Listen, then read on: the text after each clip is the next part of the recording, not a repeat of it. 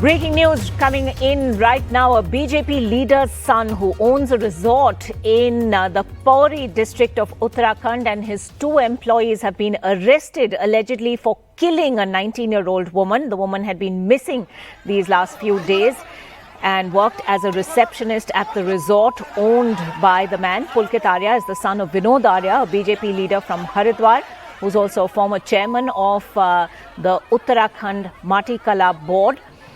Now, Vinod Arya has a state minister's rank but doesn't actually hold a post in the government right now. But the police say Pulkit Arya, the resort owner, the resort manager Saurabh Bhaskar and the assistant manager Ankit Gupta were arrested after they confessed to having killed this young woman and thrown her body into a canal nearby.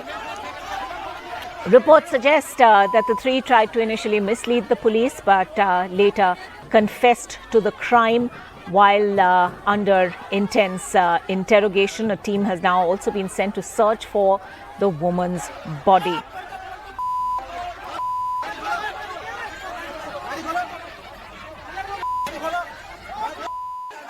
ये बहुत दुखद घटना है, बहुत जघन्य अपराध है और पुलिस अपना काम कर रही है।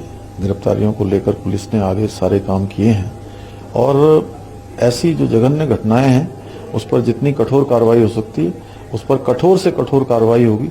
अपराधी चाहे कोई भी हो, किसी भी सीमा तक जाकर हम इसको पूरी तरह से जो न्याय है उसके सिद्धांत पर चलते हुए अपना काम करेंगे, पुलिस अपना काम करेगी। Let's move on for the moment to news coming from Bihar, where the BJP today formally launched the election campaign for the 2024 Parliamentary Elections. The Union Home Minister was at a rally in Purnia in the northeastern part of the state and directly targeted Chief Minister Nitish Kumar for what he described as stabbing the BJP in the back and forming a government with Lalu Yadav. He said together they had created an atmosphere of fear in the state. Bharatiya Janata party जिंदाबाद, अमित शाह जिंदाबाद. Amit Shah launching the BJP's election campaign in Bihar at what was called a Jan Bhavna meeting with a blistering attack on Chief Minister Nitish Kumar. जब लालू जी सरकार में जुड़ गए हैं और नीतीश जी लालू की गोदी में बैठे हैं, तब यहाँ जो डर का माहौल खड़ा हुआ है, मैं आपको कहने आया हूं, ये सीमावर्ती जिले हिंदुस्तान का हिस्सा है, किसी को डरने की जरूरत नहीं है। भाजपा को धोखा देकर लालू की गोद में बैठकर नीतीश जी ने स्वार्थ और सत्ता की राजनीति का जो परिचय दिया है, उसके खिलाफ ब्यूगल फूंकने की शुरुआत भी यही सीमावर्ती जिलों से, यही बिहार की भूमि से शुरुआत हुई। गदा का स्मृति चिन्ह माननीय यशस्वी गृह मंत्री जी को। Amit Shah's first appearance in Bihar since the BJP was ousted out of power in the state has been picked strategically. Nitish बाबू प्रधानमंत्री बन सकते हैं क्या? Polarization has helped the BJP in the past in Seemanchal, बन सकते हैं क्या? a region where at least 3 constituencies have a heavy Muslim population. Besides his criticism of Nitish and Lalu, Amit Shah also attributed Prime Minister Modi with credit for many schemes and projects. इस बार चुनाव में ना लालू की party आएगी, ना आपकी party आएगी। बिहार में खिलेगा तो केवल मोदी जी का कमल खिलेगा, कमल खिलेगा। ये पूर्णिया में हवाई अड्डा बन गया, लगभग 12 जिलों के लोगों को बागडोगरा या पटना नहीं जाना पड़ेगा। यहां से सस्ते हवाई जहाज में बैठकर दिल्ली और मुंबई जा सकते। अरे ताली बजाओ भाई, हवाई अड्डा आप लोगों के लिए बना है। उन्होंने क्या बोला कि बिहार को special. While Nitish and Lalu have not reacted to Amit Shah's comments, Tejasvi Yadav attacked Shah. इस पे कोई चर्चा नहीं की गई कि बिहार को विशेष राज्य का दर्जा देंगे कि नहीं देंगे। रोजगार पे नहीं बात की, महंगाई पे नहीं बात की। बात क्या किया? हम तो पहले कह रहे थे ना, आएंगे तो झूठों का माहौल गड़बड़ करने के लिए आएंगे और कहेंगे कि जंगल राज है। Amit Shah is expected to review the political situation with party's legislators and MPs over the next couple of days. And there is speculation that he may invite Chirag Paswan as an ally once again. Bharat माता की भाई अमित शाह जिंदाबाद With Manish Kumar in Bihar, Priyanshi Sharma for NDTV. जिंदाबाद The Eknath Shinde faction of the Shiv Sena has been dealt a big blow by the Bombay High Court, which has granted permission now to the Uddhav Thackeray-led Sena to organize a Dussehra rally at Mumbai's iconic Shivaji Park. The court, in fact, rejected the Shinde faction's request to not decide on that petition until the dispute over who really has claim to the party was settled. Sohit joining us with the latest on that. Sohit, Uddhav Thackeray speaking very soon after that decision came in. What are we hearing? That's right. In fact, this is the first time when both the camps, be it the Uddhav faction or the Shinde faction, both of them went to the court. We know that there is a case that is going on in the Supreme Court regarding who is the real Shiv Sena, but at the same time, there was a fight between both of them that who will be the one who will be organizing the rally, the Dussehra rally, the most important rally of the Shiv Sena party that happens every year at the very Shivaji Park, from where this rally began in 1966.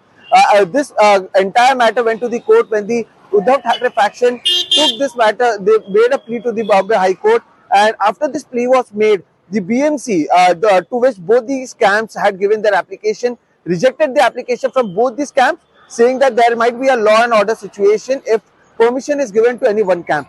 However, in the court gave the permission to the Uddhav Thackeray camp with the condition that there shouldn't be any problem of law and order that should happen. But at the same time, the court also was very upset with the BMC. In fact, the court said that the decision of the BMC to not allow both camps to organize Dussehra rally at Shivaji Park is not a bona fide decision, and the BMC had abused power by rejecting the application, citing another application. So yes, a fight is going on between the two camps, and this is before the upcoming BMC elections. And in the first fight that has happened in the Mumbai High Court, it seems like the Uddhav Thackeray camp has won the first battle, but yes, the main battle that is going on in the Supreme Court regarding who is the real Shiv Sena, the hearing on the same is going to happen on 27th of September, this month itself.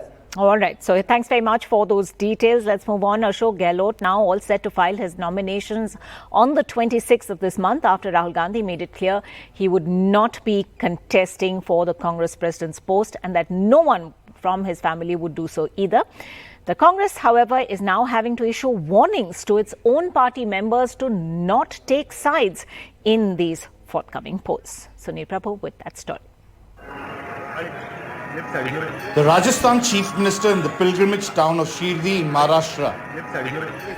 He had flown here from Kerala after meeting Rahul Gandhi on the trail of the Bharat Jodo Yatra, hoping to persuade Rahul to contest for the post of president.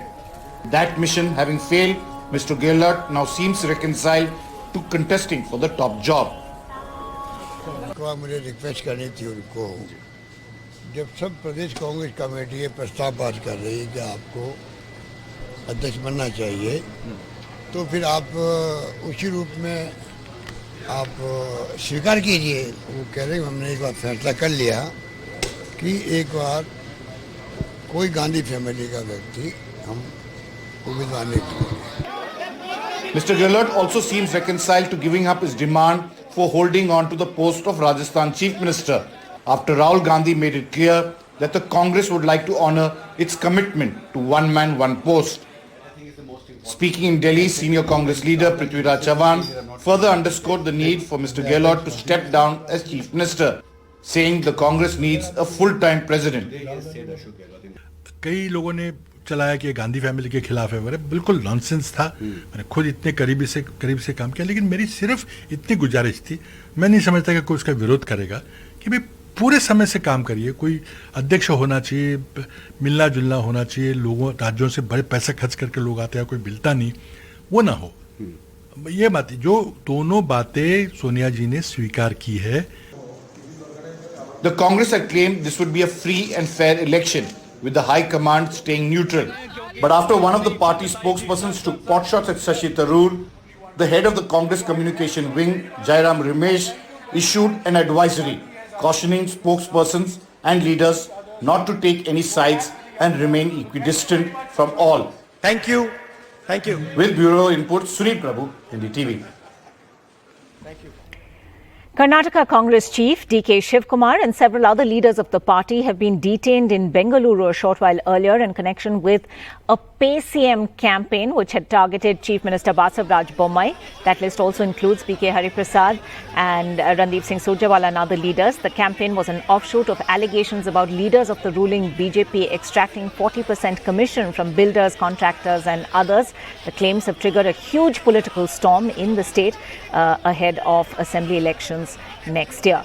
Now, these posters were being put up with a QR code and Mr. Bommai's picture. If scanned, that QR code directs one to a website called 40% Sarkar, which accuses the government of charging commission on public works. That website was launched a few days ago by the Congress.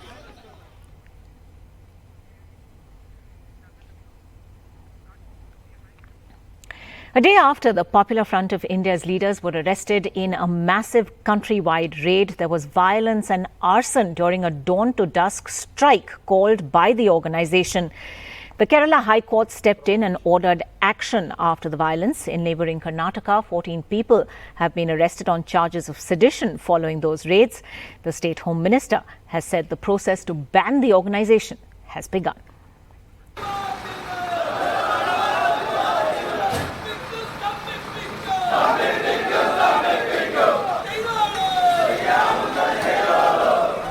Violence in many parts of Kerala as PFI announced a 12-hour hartal protesting a crackdown by the top anti-terror agency NIA starting on Thursday.